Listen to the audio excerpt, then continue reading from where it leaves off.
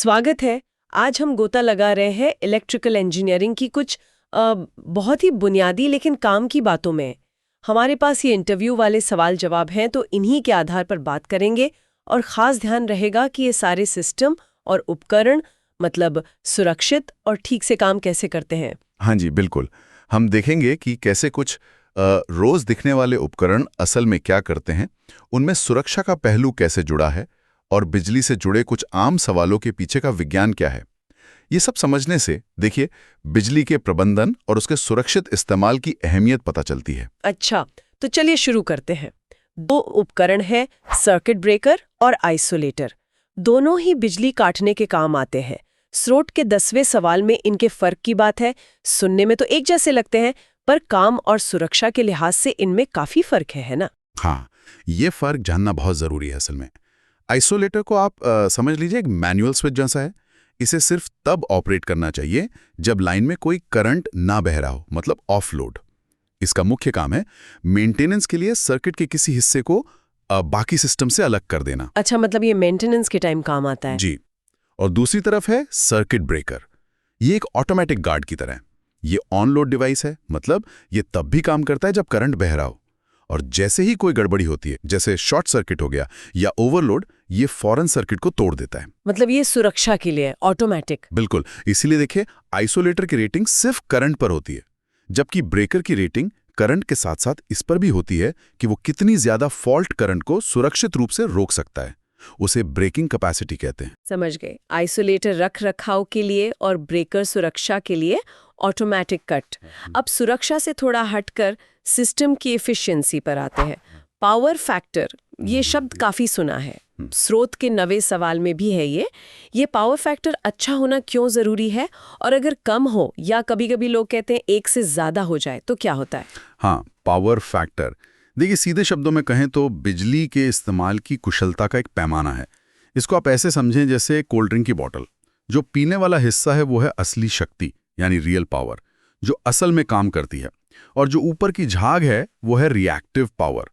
कुछ मशीनों जैसे मोटर वगैरह को चलाने के लिए ये जरूरी होती है, पर ये सीधे कोई काम नहीं करती।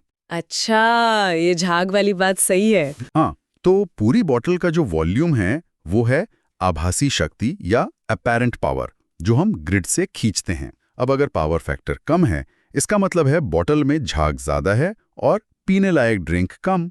तो उतनी ही असली शक्ति पाने के लिए आपको ज्यादा आभासी शक्ति खींचनी पड़ती है। मतलब ज्यादा करंट? बिल्कुल। ज्यादा करंट मतलब तारों पर ज्यादा लोड, वो गर्म होंगी, एनर्जी लॉस बढ़ेगा।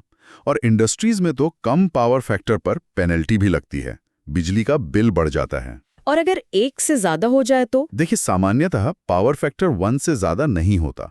अगर ऐसा हो रहा है तो इसका मतलब लोड कैपेसिटिव बन गया है। वो सिस्टम को वापस पावर फीड करने लगता है, जैसे झाग बोतल से बाहर निकलकर वापस सिस्टम में जा रही हो। इससे सिस्टम में अस्थिरता आ सकती है, वोल्टेज बढ़ सकता है, सिस्टम ट्रिप हो सकता है। इसलिए 1 के आसपास का पावर फैक्टर सबसे अच्छा है। अरे वाह, ये जाग और ड्रिंक वाली बात तो एकदम फिट बैठी, समझने में आसान है। अच्छा, अब एक चीज पर आते हैं जिसमें सुरक्षा का डिजाइन बड़ी चालाकी से किया गया है। हमारे घरों का 3 पिन प्लग। सवाल नंबर 27 है स्रोत में कि अर्थ पिन बाकी 2 पिनों से लंबी और मोटी क्यों होती हैं? ये तो रोज देखते हैं हम। हाँ, और ये साधारण सा दिखने वाला डिजाइन असल में बहुत सोचा समझा है। इसके 2 मुख्य कारण हैं। पहला, पिन का लंबा होना। ये सुनिश्चित करता है कि जब आप प्लग लगाएं तो अर्थ वाला कनेक्शन सबसे पहले जुड़े, और जब निकालें तो वो सबसे आखिर में हटे। अच्छा, मतलब पावर आने से पहले और जाने के बाद तक अर्थिंग जुड़ी रहे। बिल्कुल सही। ये सुरक्षा बढ़ाता है। और दूसरा कारण है उसका मोटा होना। देखिए, फिजिक्स का नियम है रेजिस्टेंस यानी प्रतिरोध चीज की मोटाई यानी एरिया के उल्टा होता है। R=ρLA। तो पिन जितनी मोटी होगी उसका प्रतिरोध उतना ही कम होगा। तो कम प्रतिरोध से क्या फायदा? फायदा ये कि अगर उपकरण में कोई खराबी आ जाए और उसकी बॉडी में करंट लीक होने लगे, तो वो करंट कम प्रतिरोध वाले रास्ते यानी मोटी अर्थ पिन से होकर आसानी से जमीन में चला जाए। अरे बाप रे, मतलब छोटी सी चीज में कितनी बड़ी सुरक्षा छिपी है। सही अर्थिंग कितनी जरूरी है। हमने पावर कंट्रोल और सुरक्षा की बात की, लेकिन पावर सिस्टम में तो हजारों वोल्ट या एम्पियर बहते हैं। उन्हें इंजीनियर मापते कैसे हैं? स्रोत के 7वें सवाल में सीटी और पीटी का जिक्र है। इन्हें सीधे तो नहीं माप सकते ना? अरे नहीं, बिल्कुल नहीं। सीधे मापना तो बहुत ही खतरनाक होगा, और उसके लिए तो सोचिए कितने बड़े बड़े मीटर चाहिए होंगे। यहीं पर सीटी यानी करंट ट्रांसफार्मर और पीटी यानी पोटेंशियल ट्रांसफार्मर, जिसे वोल्टेज ट्रांसफार्मर भी कहते हैं, काम आते हैं। ये एक तरह के इंस्ट्रूमेंट ट्रांसफार्मर हैं। ये काम कैसे करते हैं? मतलब सिद्धांत क्या है? सिद्धांत वही है जो सामान्य ट्रांसफार्मर का होता है, इलेक्ट्रोमैग्नेटिक इंडक्शन।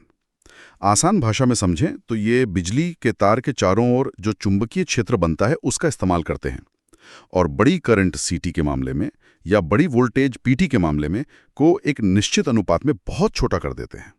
छोटा मतलब कितना छोटा?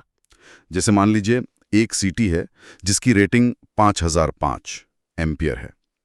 अगर मेन लाइन में 5000 एम्पियर बह रहा है तो ये सीटी अपनी दूसरी तरफ सेकेंडरी में सिर्फ 5 एम्पियर देगा। अब इस 5 एम्पियर को एक सामान्य एमीटर आसानी से और सुरक्षित रूप से माप सकता है। अच्छा, और फिर असली करंट कैसे पता चलता है? इंजीनियर उस मीटर की रीडिंग को ट्रांसफार्मर के अनुपात से गुणा कर देते हैं। जैसे इस केस में 5005 यानी 1000 का अनुपात है, तो अगर मीटर 4 एम्पियर दिखा रहा है तो असली करंट 4 गुणा 1000 यानी 4000 एम्पियर होगा।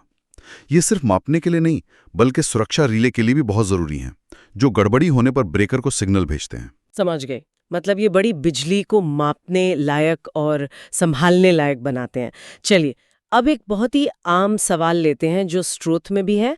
सवाल नंबर 50, पक्षी। ये पक्षी हाई टेंशन तारों पर इतने आराम से कैसे बैठ जाते हैं? उन्हें करंट क्यों नहीं लगता? ये तो बचपन से सोचते हैं सब। हाँ, ये क्लासिक सवाल है।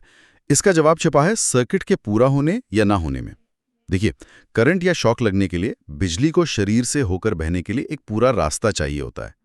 मतलब शरीर को 2 ऐसे बिंदुओं को छूना होता है जिनके बीच वोल्टेज का अच्छा खासा अंतर हो, पोटेंशियल डिफरेंस हो। अच्छा। जब कोई पक्षी सिर्फ एक तार पर बैठता है, चाहे वो फेस तार हो या न्यूट्रल, तो उसका पूरा शरीर लगभग उसी तार के वोल्टेज पर आ जाता है। उसके शरीर के एक हिस्से और दूसरे हिस्से के बीच कोई खास वोल्टेज का अंतर नहीं बन पाता, इसलिए करंट उसके शरीर से होकर नहीं बहता। ओ, मतलब वो पूरा का पूरा एक ही पोटेंशियल पर होता है। जी बिल्कुल। आप इसे ऐसे सोच सकती हैं जैसे आप नदी के बीच में एक छोटी सी नाव पर हों।